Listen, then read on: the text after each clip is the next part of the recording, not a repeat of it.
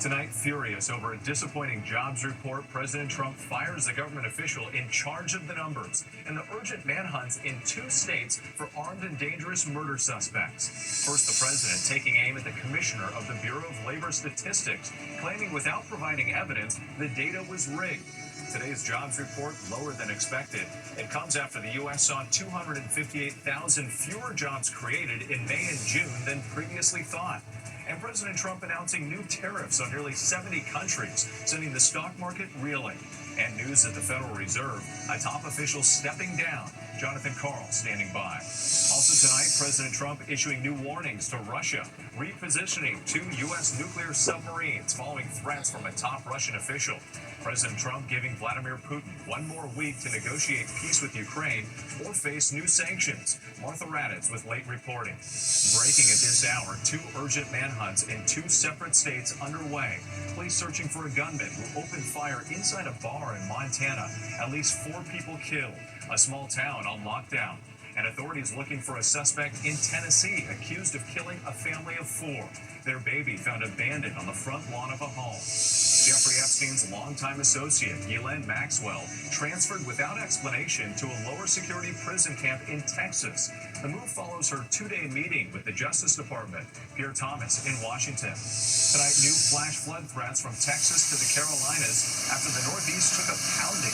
New York City manholes exploding, subway stations underwater, and Canadian wildfires triggering air quality alerts across multiple states. Overseas, top U.S. officials on the ground in Gaza as the humanitarian crisis worsens. Children starving in need of food in panel in Israel. Here in the U.S., the incredible scene just steps away from the beach. A shark fighting with a stingray, swimmers getting out of the water. Scary moments at the aquarium, an octopus injuring a 6-year-old boy clinging onto his arm and not letting go. And America Strong tonight, the special wedding vows touching hearts across the country. From ABC News World Headquarters in New York, this is World News Tonight with David Muir. Good evening. Thanks for joining us on this Friday night. I'm Whit Johnson in for David. And we begin tonight with President Trump angry over a disappointing jobs report, firing a Labor Department official who releases the data. That report coming just hours after the president slapped new tariffs on dozens of countries, the 1-2 punch triggering a stock market slide. The Dow closing down 542 points, all major indexes showing losses. 24 hours ago, President Trump announced higher tariffs on imports from nearly 70 countries, ranging from at least 10% to as high as 40%, taking effect in 6 days on August 7th.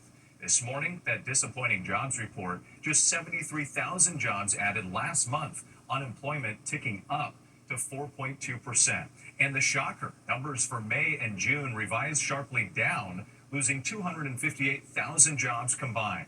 Tonight, President Trump has fired the commissioner of the Bureau of Labor Statistics, and now news at the Federal Reserve. A top official is stepping down. ABC's chief Washington correspondent, Jonathan Karl, leads us off at the White House. Today, President Trump abruptly fired the nonpartisan economist responsible for government statistics on the job market, claiming without providing evidence that today's weaker-than-expected jobs report was, quote, manipulated. Mr. President, why did you fire the head of the Bureau of Labor Statistics? I think her numbers were wrong, just like I thought her numbers were wrong before the election, days before the election. The now fired BLS Commissioner Erica McIntyre was confirmed by the Senate in January 2024 by an overwhelming bipartisan vote, 86-8. Then Senator J.D. Vance voted for her. Her firing came shortly after today's jobs report showed that the unemployment rate has risen to 4.2%, with the economy adding just 73,000 jobs in July, less than expected. Bureau of Labor Statistics also revised the job numbers for the last 2 months, as it often does, saying there were over 250,000 fewer jobs created in May and June than previously thought. I believe the numbers were phony. The president claimed, without providing evidence, that the numbers were rigged to make him look bad. She will be replaced with someone much more competent and qualified, Trump declared on social media. Important numbers like this must be fair and accurate. They can't be manipulated for political purposes.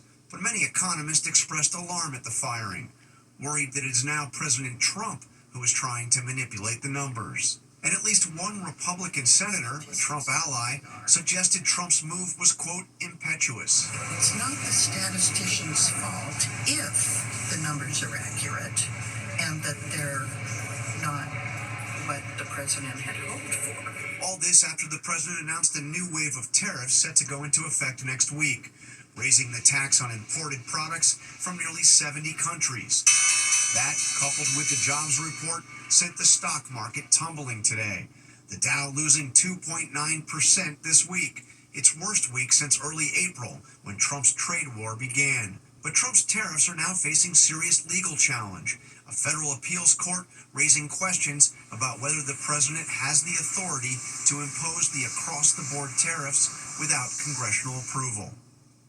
John Carl back with us now from the White House. And John, the economic news today coming as President Trump ramps up his criticism against Federal Reserve Chairman Jerome Powell, and now a top official is stepping down. Yeah, Adriana Kugler, she's one of 7 members of the Fed's Board of Governors and a Biden appointee, announced her resignation today. She didn't give a reason why, but her term was scheduled to expire in January, and her departure gives President Trump the opportunity to name a new Fed governor, perhaps giving him more influence over the Fed, and also the chance to name somebody, put somebody on the board who could be a replacement for Jerome Powell when his term as chairman expires next year. All right, John, thank you. Now to Jeffrey Epstein's convicted co-conspirator, Ghislaine Maxwell, moved from a low-security prison in Florida to a minimum security prison in Texas. Officials have given no reason for the move, but it comes a week after Deputy Attorney General Todd Blanche interviewed Maxwell for more than 9 hours. Here's ABC's Chief Justice correspondent, Pierre Thomas. Tonight we're learning Jeffrey Epstein accomplice Ghislaine Maxwell has been moved to a less restrictive prison without any explanation by the Justice Department.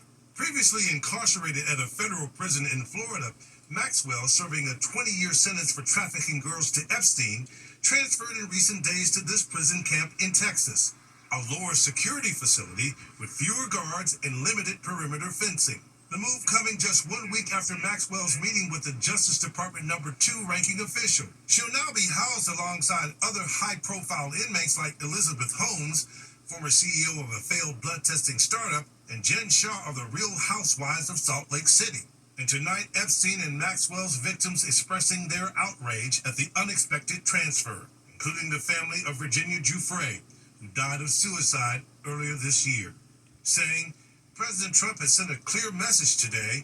Pedophiles deserve preferential treatment, and their victims do not matter.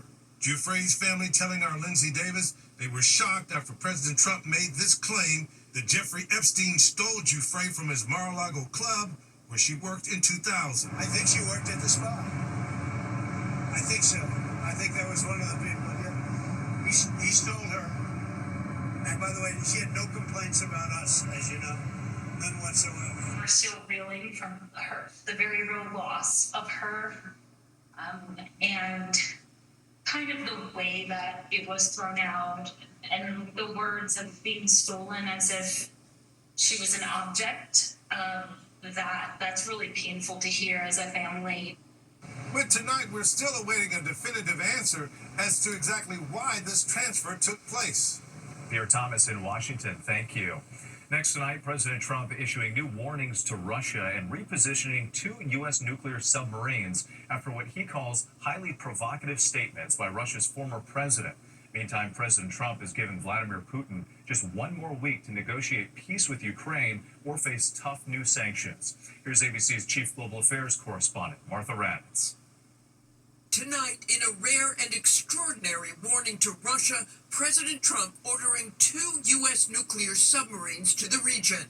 A threat was made, and we didn't think it was appropriate, so I have to be very careful. So I do that on the basis of safety for our people. That threat Trump was talking about, a post on social media from the former Russian president about unleashing Russia's nuclear arsenal.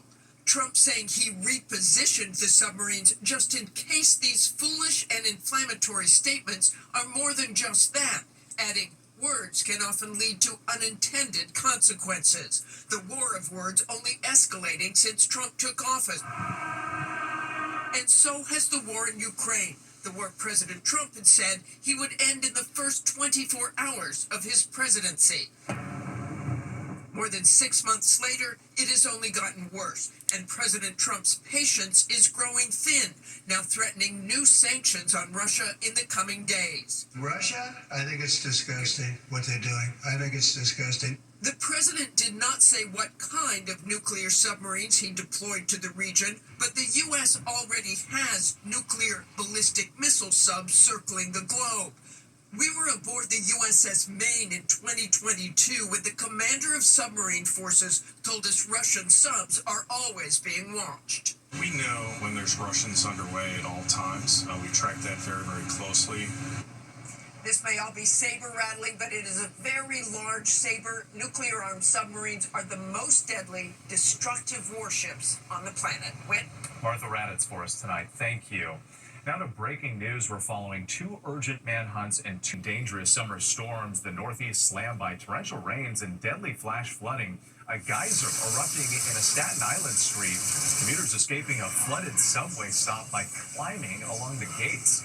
And tonight there are lingering effects of flights canceled and delayed. Here's ABC's Morgan Norwood. Tonight, cleanup across the Northeast after deadly storms wreaked havoc, inundating roadways and swamping public transit. Half a foot of rain in some areas, geysers of floodwater erupting on this street on New York's Staten Island. Water sloshing inside city buses. A manhole exploding. And Citizen app video from Brooklyn. Subway strap hangers gingerly holding on to anything they can as they make daring escapes out of stations. Water gushing out of cracks in the walls. East of Baltimore, first responders rescuing drivers in Joppatown, Maryland. And west of Baltimore, authorities in Mount Airy say a 13-year-old boy was swept into a drain pipe and drowned. I worked diligently to try to get him out. Unfortunately, he had succumbed to his injuries before we were able to rescue him from the pipe. The storm strangling airports across the region. More than 1,900 flights canceled Thursday and over 800 more today. And as cleanup continues, these storms are giving way to a massive temperature drop, up to 20 degrees in 24 hours. Also a break from that humidity. Whit? We'll take that. Morgan Norwood, thank you. Now to the air quality alerts across the Midwest due to wildfire smoke from Canada. The Chicago skyline here barely visible, now among the worst air anywhere in the world. Smoke drifting down from more than 650 Canadian wildfires, triggering air quality alerts for millions in at least 5 U.S. states. We move overseas tonight as the humanitarian crisis in Gaza worsens. Top U.S. officials are on the ground there, visiting an aid site backed by Israel and the U.S. Tonight, what we've just learned about their meetings amid an urgent push for a ceasefire hostage deal. ABC's chief foreign correspondent, Ian Pannell, is in Israel. Tonight, U.S. Special Envoy Steve Witkoff and Ambassador Huckabee visiting a controversial Gaza aid site backed by Israel and the U.S. Their trip coming as the humanitarian crisis deteriorates. I spoke to Steve Witkoff. We had a great meeting with a lot of people, and the primary meeting was on food. And he also had some other conversations that I'll tell you about later, but he had a meeting on getting the people fed, and that's what we want. But here's what the U.S. officials didn't see. This is the horrific reality of Gaza. Jana Rayad is 8 years old and weighs just 24 pounds. She'd been treated for malnutrition before, but now her condition is deteriorating again. Nasma says bit by bit, I feel I'm slowly losing my daughter. American pediatrician Tom Adamkiewicz, speaking to ABC News from Nasser Hospital in Gaza, calling on U.S. officials to see what he's witnessing. I've seen those children with my own eyes. And so I would call for the United States ambassador to come here, come and see for yourself what's going on here. With Israel facing a diplomatic tsunami of pressure to cease fire and bring the hostages home, with major protests against the war expected in Israel this weekend. Whit? Ian Pannell, our thanks to you tonight. When we come back, the driver killed crashing into the gate of a military base. Security teams opening fire. A 6-year-old boy's frightening encounter with an octopus at the aquarium. And the stunning sight at the beach, a shark and stingray fighting it out just offshore.